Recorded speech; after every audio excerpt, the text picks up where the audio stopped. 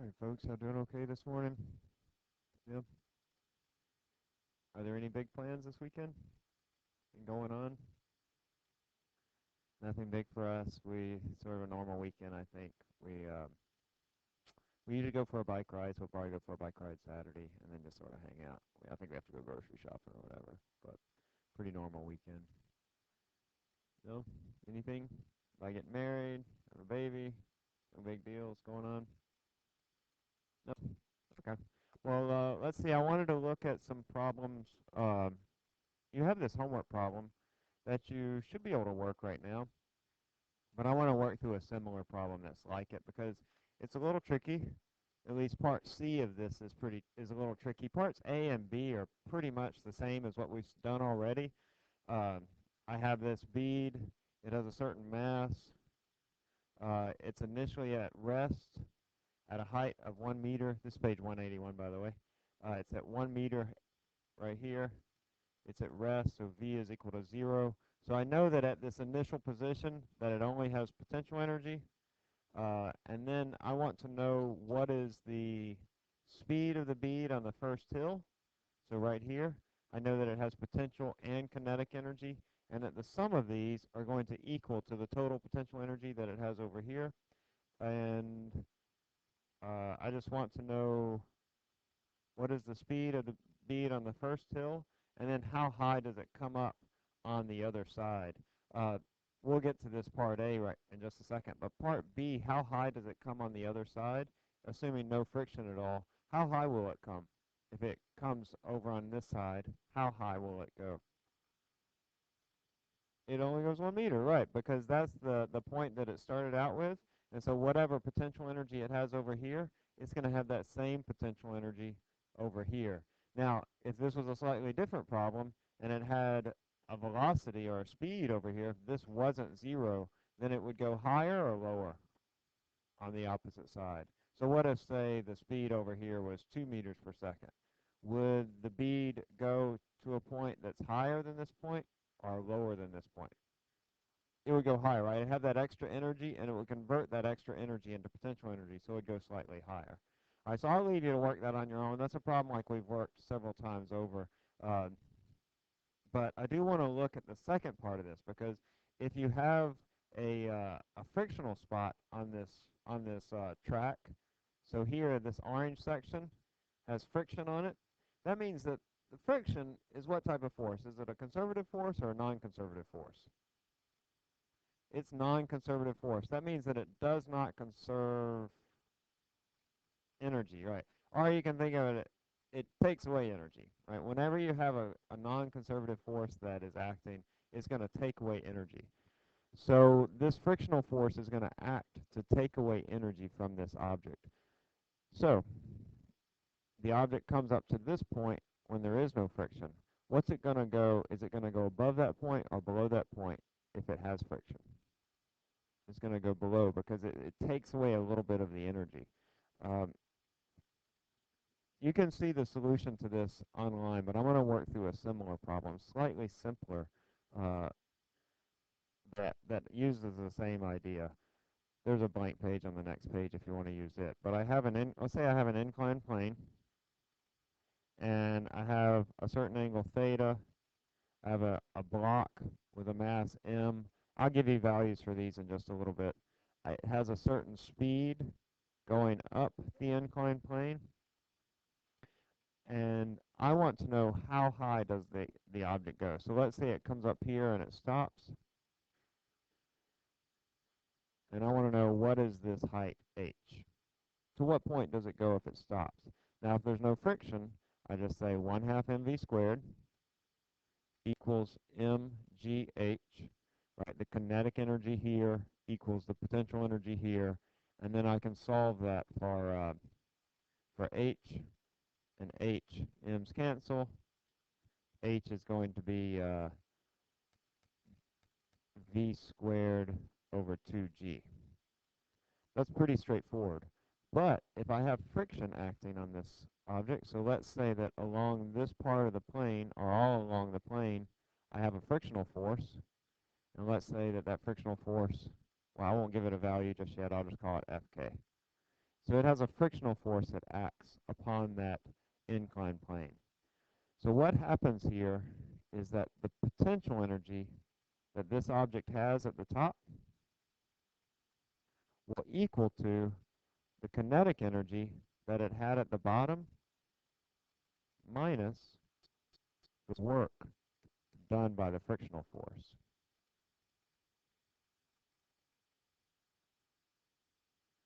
Right. So here, the potential energy we know is going to be less than it would be otherwise because it loses a little bit of energy due to that frictional force. And the amount that it loses is the work done by the frictional force. So what I want to know is, what is H? And I can get H from this equation. So let's just put in what we know already. I know that PE is mgh, KE is 1/2 mv squared, minus the frictional force, and this is where it gets a little tricky, is what is the distance that it travels? Is it h?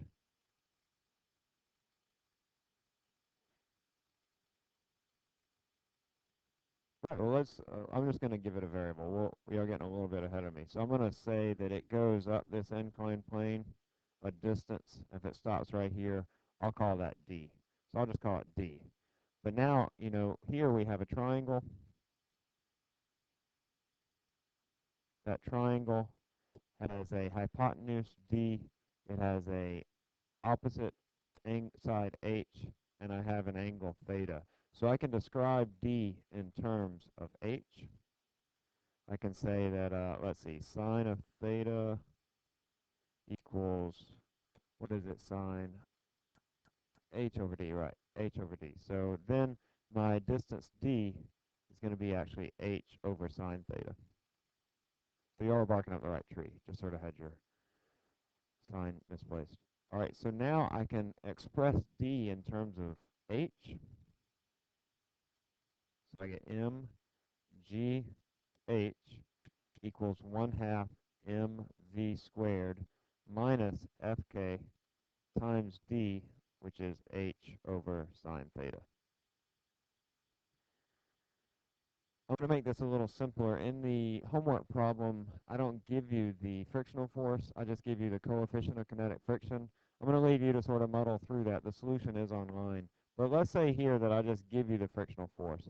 Remember, though, the frictional force is dependent upon the mass, right? If the mass goes up, that means the normal force goes up. That means that the frictional force goes up. But let's just say I give you these values. So I tell you, I just give you some values. Let's say that theta equals 30. The mass is 2 kilograms. The frictional force is 2 newtons. And V is equal to 10 meters per second. So if I give you those values and then I solve this for H, let's see, I'm going to get mgh plus fk h over sine theta equals 1/2 mv squared. And just to reiterate, usually our masses cancel out. That's not true here, but there is a mass embedded within that Fk because Fk is dependent upon m, and it would cancel out. But since I've already given you Fk, it's a lot easier here just to put in the number for Fk. So I'm going to continue with that. Here I'm going to factor out my h, mg plus Fk over sine theta, recognizing that everything in this is known. I know m, I know g, I know fk, and I know theta. This is equal to 1/2 mv squared. And then h, dividing through all this.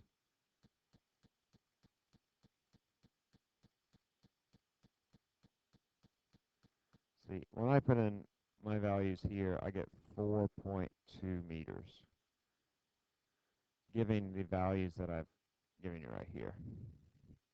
All right, now, just to compare that with what we would have done, right, if I would have said that the kinetic energy at the bottom equals the potential energy at the top. That is, if I hadn't lost any energy along the way due to the friction, a frictionless problem, then this would be 1/2 mv squared equals mgh. And solving that for h, m's cancel. 1/2, that's a half of 100. Yeah, 10 squared is 100, so that's 50 over 10, which is 5 meters. So I lose in my height, I lose about 80 centimeters because I'm only going up to 4.2 meters instead of 5 meters. That frictional force is a non-conservative force. It takes away energy. The homework problem is very similar. It's a little bit more complicated because I don't give you FK outright. You have to figure out what FK is. So it'll take you back to chapter 4 with the inclined planes and determining what is that frictional force. You have to find the normal force, and then given the coefficient of kinetic friction, you can find the frictional force. All right, that's not a trivial problem. But I just wanted to throw out this slightly easier problem just to give you a little uh, preview of it if you haven't looked at that yet. I would definitely try to finish up that chapter, was this chapter 5 homework, because we're going to move into chapter 6 and then 7 before the exam in about a week and a half. Okay? Y'all have already done chapter 5 homework? No. Yeah, try to do it. I don't really support doing homework on the weekends, but if you need to, go ahead and do it this weekend if you have, an hour or so. Okay, we have a little bit left in this chapter. We have sort of one remaining sort of big topic. Let's do this clicker question.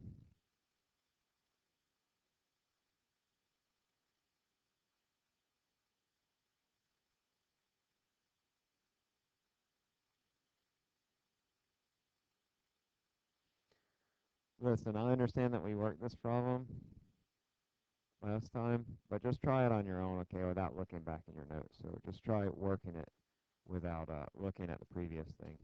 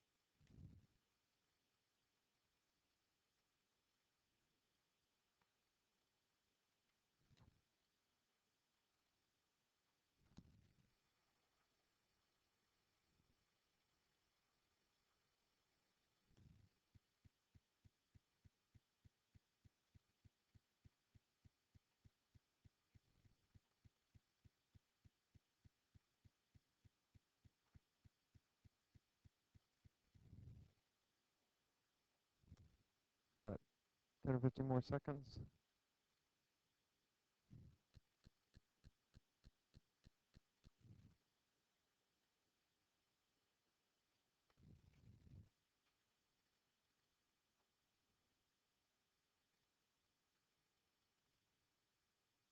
All right, let's see. I'll stop at 155. 155.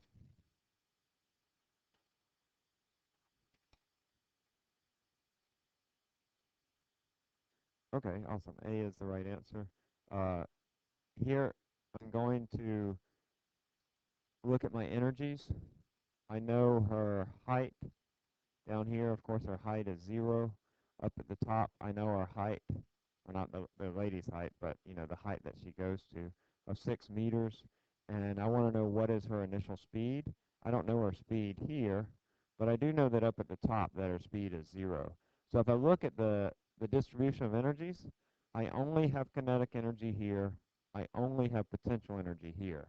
I only have kinetic energy at the bottom because H is equal to 0. Remember, PE is mgh, so my potential energy is 0. And I only have kinetic energy at the top because V is equal to 0. So I say the kinetic energy at the bottom equals the potential energy at the top.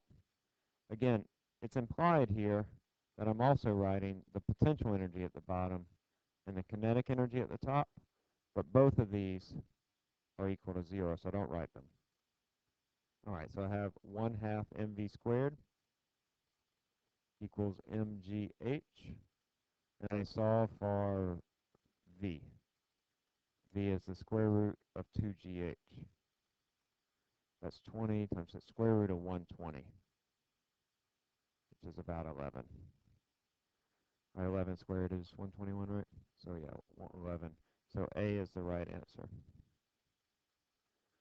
Okay, you'll definitely see some conservation of energy problems. You'll also likely see some where you have some non-conservative forces like friction thrown in there. We'll see some more of that.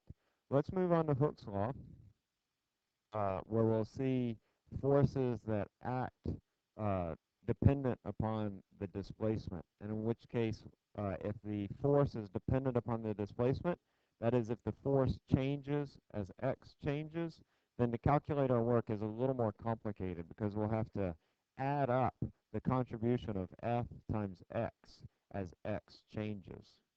Right? And if you ever hear add up or to take a sum or whatever, you're thinking what? What? If I want to add up things in calculus, that's a what? What's a summation, right? But it's an integral. An integral is really just adding up stuff, all right? Taking the a summation of things. All right, so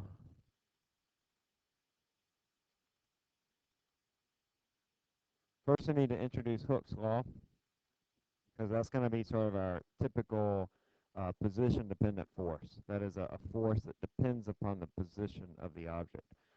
Hooke's law says that the force from a spring is proportional to the displacement of the spring, or you can think of it as the compression or the elongation. But usually we'll just call it the displacement. When we're talking about a spring, it makes sense to think of it in terms of compression or elongation. The way we write this, Hooke's law, is just F is equal to negative K times X. F is a vector, X is a vector. K is the spring constant. Let's see, y'all found K if you're in lab. I know not everybody's in lab, but if you're in lab, oh wait, no, you haven't found K yet. You will though soon. You'll do a spring, oscillating spring, and you'll actually determine what is the spring constant. That's coming up soon. Um, Actually, no, it's not. It's towards the end of the semester because we'll do oscillations in this class soon. By the way, we're going to start diverging very quickly from the 101 class, so that 101 class will move into some different topics like fluids and what have you, but we're going to go into a different direction. We'll do oscillations, oscillatory motion. I think we're going to do optics too by the end of the semester. Okay, so the way this works is, remember our Hooke's law is F is equal to negative Kx. Um, if I look at my forces that are acting here, I have a block on a spring. It's on a horizontal surface. So these are all the forces that I have acting. This Fs, this is the force on the spring, or the force that the spring applies. So I want to note this negative sign here. Now, this is our equilibrium position. When the object is at x equals 0 by Hooke's law, the force is what? It's 0, right? Because if x is equal to 0, my force is equal to 0. And you can also think about in the relaxed state of the spring, there is no force, right? The spring is just there. There's no force that the spring is exerting or that you're exerting on the spring. It's like its natural state, if you want to think of it in terms of like Aristotle. Um, so this is my force on the spring. In this case, is my x displacement positive or negative? In the case that I've drawn here. Now, this is my equilibrium position. This is my x position for the spring. Is that x position positive or negative? It's positive, right? It's to the right, so x is positive. If x is positive, that means that the force is going to be in which direction? The positive or the negative direction? Negative, right. That's what this negative means right here. And notice that the force on the spring is in the negative direction. So what that negative says is that the force on the spring is always going to be the opposite direction of the displacement. Alright, so let's see, notice how the force on the spring is always opposite the displacement. The spring wants to return to its equilibrium position. So that's what that negative means. Uh, also notice that if you if x increases, if x goes up, then Fs will also go up. At least the magnitude of that force will go up. So the more you stretch the spring, the greater the force will be. Now, if you're thinking about work, right, if you imagine I have this spring and I stretch it this distance, well, at this point, let's say that my force is equal to 2 newtons. If I stretch it another double that distance, I have 4 newtons. If I stretch it triple that, I have 6 newtons, and on and on. So the more I stretch the spring, the greater the force is. And as a result, what happens to the work required to stretch that spring? Does it go up or does it go down? It goes up, right. So as I pull the spring out, the work required to stretch it goes up and up. And as I stretch it more and more, it continues to go up. Let's see, I have a little clip here. This is just about the Royal Academy. You know what? Hooke was a contemporary of Newton. All these, gosh, in the 1700s, there were so many scientists that were doing such groundbreaking work. You had Hooke, you had Newton, you had Boyle, you had, they talk about some others like Halley's, like of Halley's Comet. Uh, who is it? Leibniz, yes, who did a lot of work in calculus. So there were a lot of contemporaries that were at work, and a lot of them were in England, in the Royal Academy. I know Leibniz was somewhere else. I forget where he was. German, yeah. Leibniz and Newton, by the way, they arrived at calculus independently of one another. Isn't that cool? Like, they didn't talk to one another. They didn't know one another, really, and they arrived at the ideas of calculus independent of one another. Some people think that in time there are just ideas that are ripe to be born, and that the right person comes along and just sort of finds those ideas.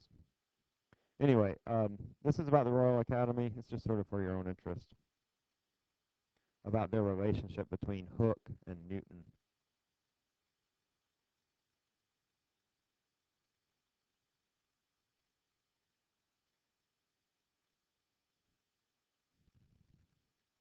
I think it's really fascinating to think about if people from the 1700s, the people who were scientists then, who were the great thinkers of the time, if they were to come here, you know, and just sit in on some of your classes, that they would just be blown away by the things that we know.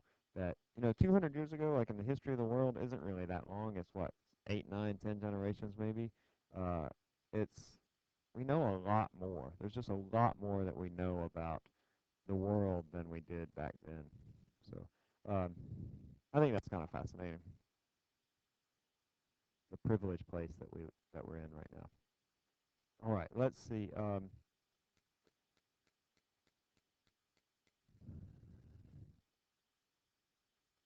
going to come back to this figure. First, I want to derive what happens or how you figure out the work that is done by a force of a spring. So the work is equal, or work is equal to force times displacement. But when I have a force that changes, I'm going to call this, instead of calling it D, I'm going to call it X, because that's going to be we're going to have it moving in the X direction. Uh, but when our force is dependent upon the X displacement, then I'm going to have to take an integral of this. So instead of saying F times X, I'm going to have to say the integral of F times dx. Now remember, if F and X are not dependent upon one another, then this is really simple, right? This just comes back to F times X, because the F comes out of the integral, and then the integral of dx is just X. But if F is dependent upon X, as it is with a spring, then you actually have to integrate this analytically. So I can do this. I can say that this is the integral of negative kx, because that's the force on my spring, times dx, or with respect to dx. And I'm going to integrate this over my initial to final positions, x initial to x final. I want to take the integral of that, the integral, let's see, the integral of x, how's it go? Ax to the n dx. Remember, we did this in the first chapter. It's,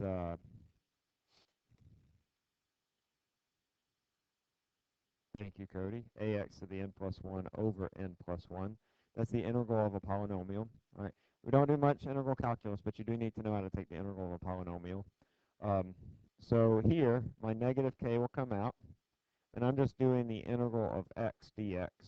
So that would be like 1x to the 1 dx, which is going to be 1 times x to the 1 plus 1, that's 2 over 2. Let's see how I did that. I just take my exponent to be 1, and I can do this ax to the n plus 1 over n plus 1. So this is going to be kx squared over 2.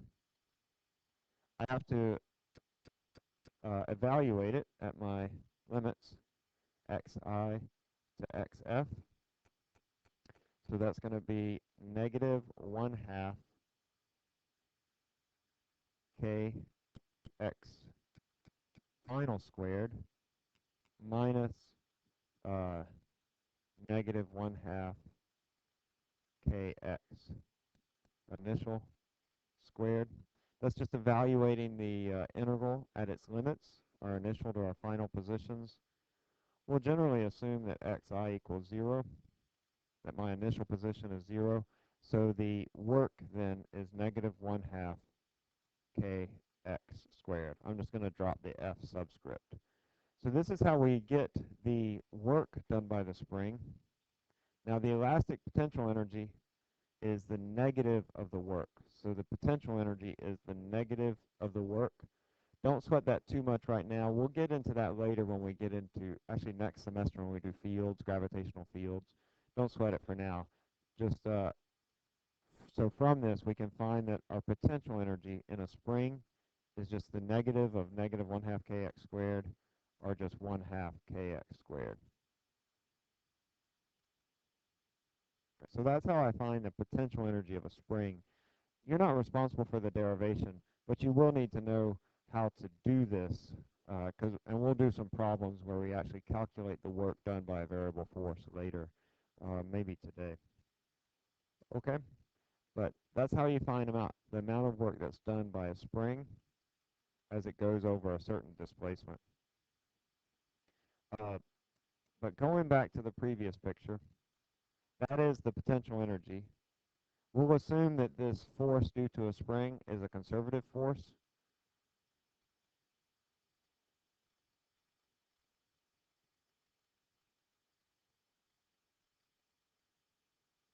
It's not entirely true, but it's almost true.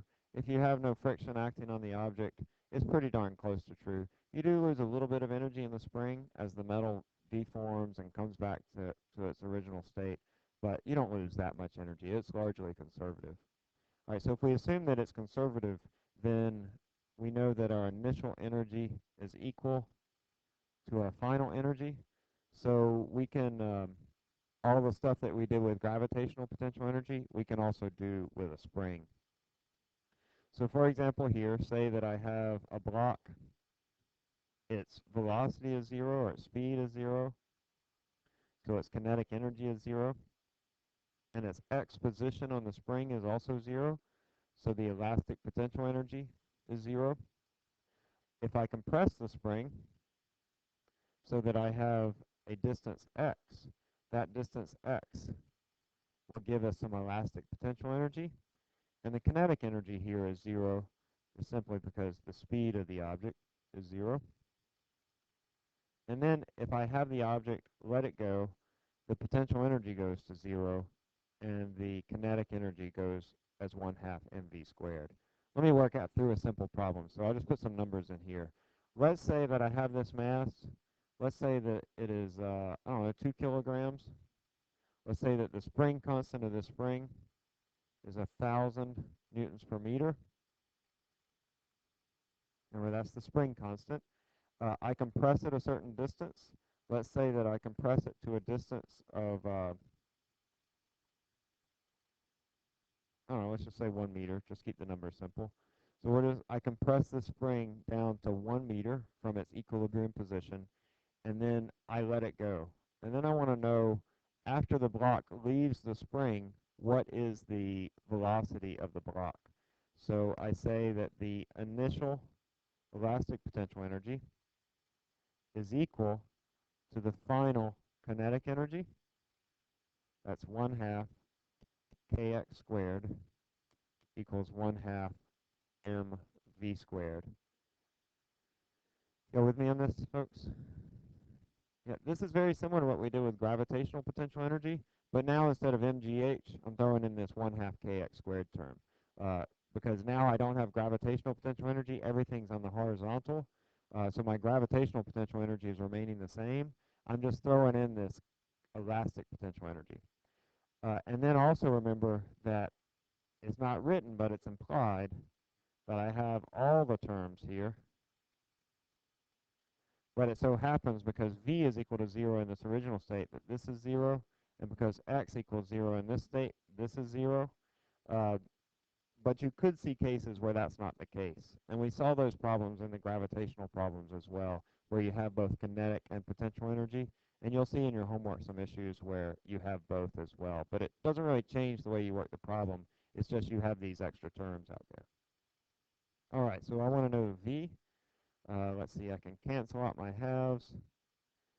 My m's do not cancel.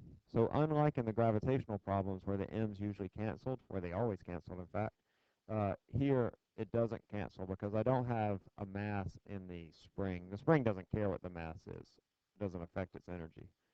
All right, so I have this v is kx squared over m, square root of that, square root of 1,000 times 1 squared. That was my displacement. What's the mass? 2 kilograms. That's the square root of 500, or 10 root 5. Roughly 20 meters per second.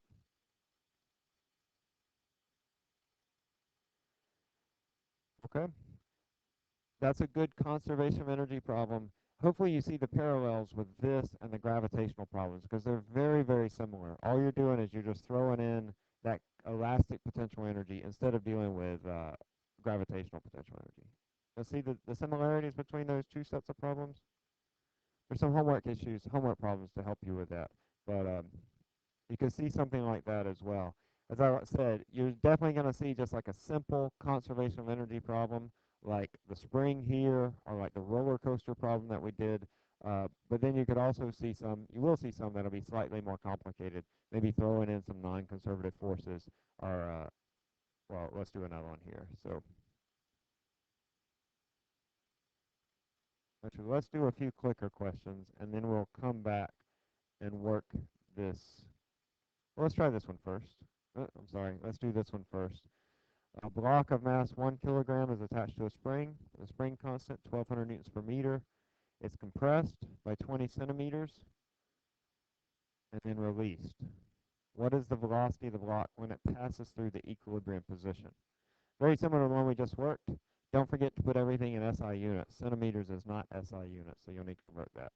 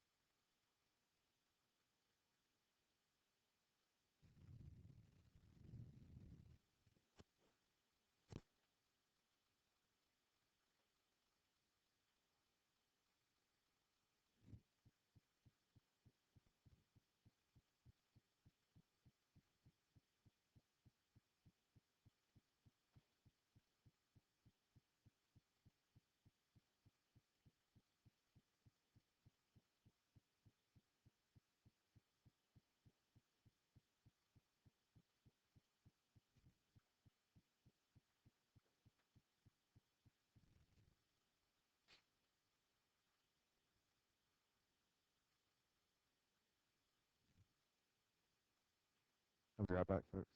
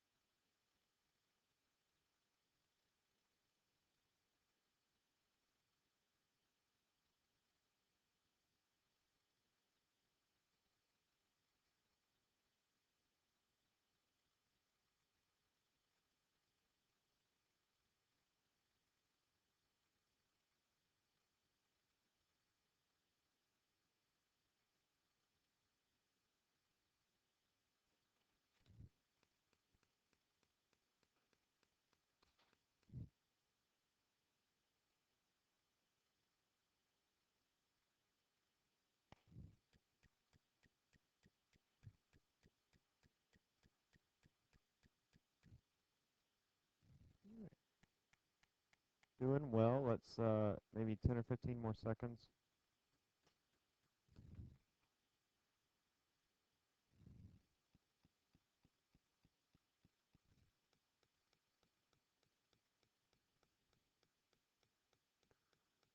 I'll stop at 3 minutes. So just guess if you don't know. You have 5 more seconds.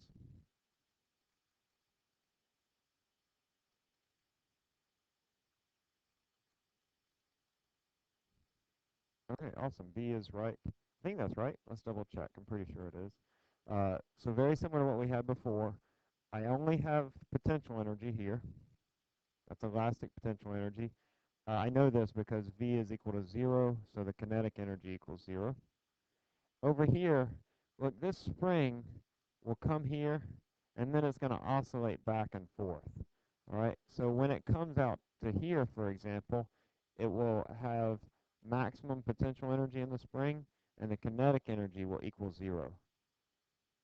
In between, like for example here, it will have both elastic potential energy and kinetic energy.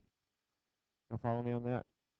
Just like with the roller coaster going up and down, it's playing out where it interchanges potential and kinetic energy all throughout the oscillations of the spring.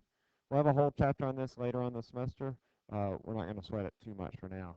But right here, I know that my elastic potential energy equals 0, and my kinetic energy equals 1/2 mv squared. So I just set these two equal. I say 1/2 kx squared equals 1/2 mv squared. The halves cancel, and I'm looking here for the velocity v, speed. It's going to be the square root of kx squared over m, which is the square root of 1200.2 squared, that's x, divided by the mass, which is 1. Is that 6.9? Just showing that? All right, so that's 6.9 meters per second. As I said, very similar to the gravitational potential energy problems, and there are some homework problems similar to it. But make sure that you can work it. If this doesn't fly with you right now, then please work on that. Make sure you get it. All right, let's do this other problem. This one's a little bit different, and you have some homework problems that are very similar, and you could see something like this very much on the exam. Um, Here I have a block. It has an initial velocity of 12 meters per second. There's its mass.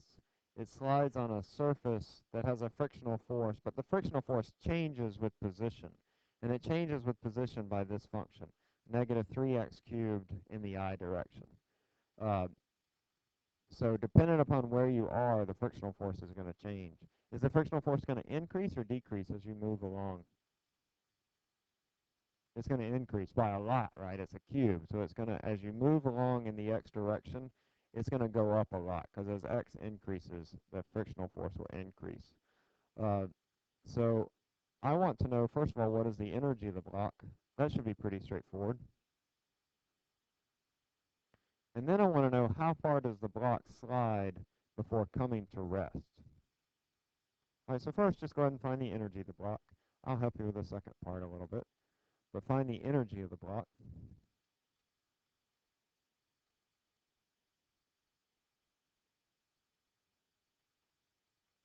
Initial energy, the block. Think about what type of energy does it have.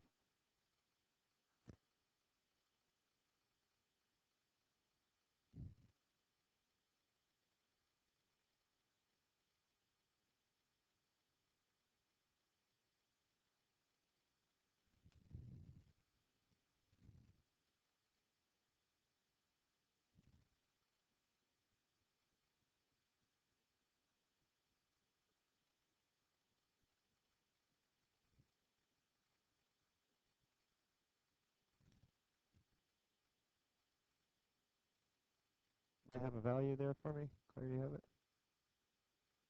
230? Uh, okay, yeah, so it's just kinetic energy. That's all that it has, 1/2 mv squared. So that's 1/2 of 3.2 times 12 squared, 230 joules. That's right, 230? Yeah. Okay, so it has 230 joules. Now, I know that all of this energy, that when the energy goes away, it'll not be moving anymore. So I know that this force, which is a non-conservative force, is going to take away energy. And when it takes away 230 joules, that's when the block stops. So what I want to find out is at what position has this force taken away 230 joules? At what position, xf, has this force done a work of 230 joules? How am I going to do that? What's that, Lazarus? Not, you're on the right track. He said to set the function equal to 230. But that's not exactly right, but it's almost right. No, that's not going to work.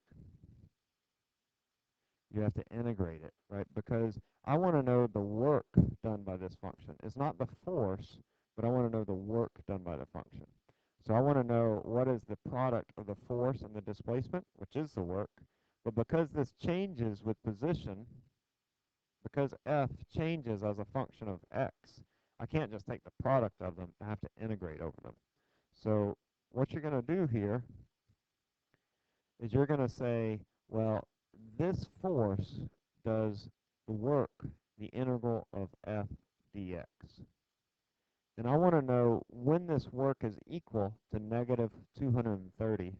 That is, when that force is taken away 230 joules,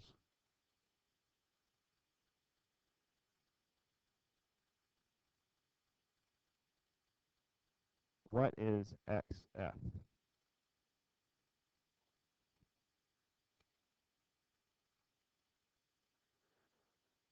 Solve that for xf. You want to solve this integral for xf.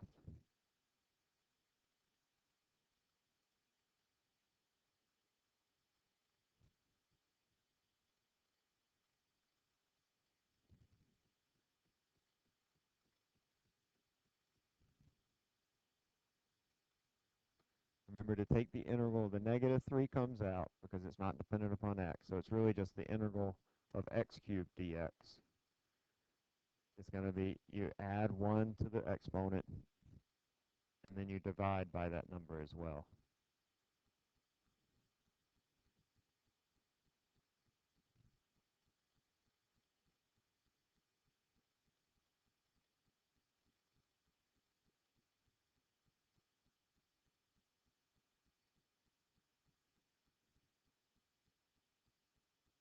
What's the integral of x cubed dx?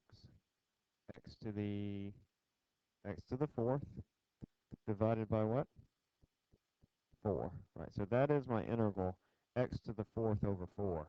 Remember, x dx, the integral of ax to the n dx is ax to the n plus 1 over n plus 1. Okay? So I did 3 plus 1 divided by 3 plus 1 because 3 was my exponent. All right, and now I'm doing this from xi to xf. I'm going to let xi equal 0. xf, I don't know what that is, but I can figure out what it is. I'm trying to solve for xf. Take a couple minutes and solve that for xf.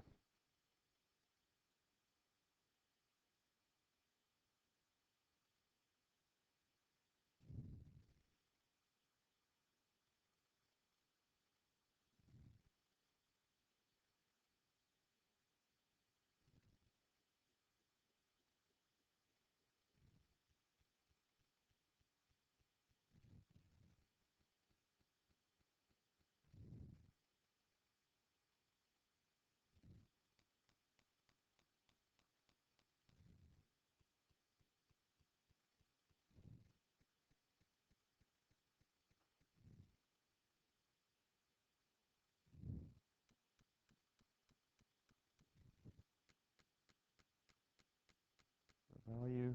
Kylie, you have it yet? Kylie? No. Do you have it? No, not yet. Shane, you have it? No, okay. You look like you have it. Brooke, do you have it? What you got? What's your answer for X? That's what I got too. Is that what you got? 4.2? Awesome. So, yeah, when I do this, I get negative 230 equals negative 3x f to the fourth over 4. And I solve this for xf, and you get 4.2 meters. So that means that block travels 4.2 meters before it stops. That's a good example of a test question that you could see in a week and a half. All right, let me throw in this last little bit. I know it's about time to go, but this will take just a minute. Power. Power is pretty simple. It's just the rate at which uh, energy is transferred or consumed. Let's say consumed. Energy is consumed or work is done. Both of those are the same. Power, use a capital P, is just the work over time. Or if you want to think of it as energy per time, that's fine. It doesn't come up that often, but you see it sort of crops up in your homework. And you won't have a separate power problem, but anytime you have work involved, you can calculate the power. Um, because work is force times displacement, and because power is work over time, I can say that power is also force times displacement over time, which is F times V, F times the speed. And then the units of power are the watt. So the unit is 1 watt. This is a person's name, so it's capitalized, and it's equivalent to 1 joule per second. So the basic SI units are going to be kilogram meters squared per seconds cubed. Those are the basic SI units. So it's power. Know the units for it. It's just energy over time. It'll be on your equation sheet for the next exam. Um, all right. That's all. Y'all have a great weekend, okay? I'll see you Monday. We'll finish up the concept test on Monday, and then we will move on to chapter 6.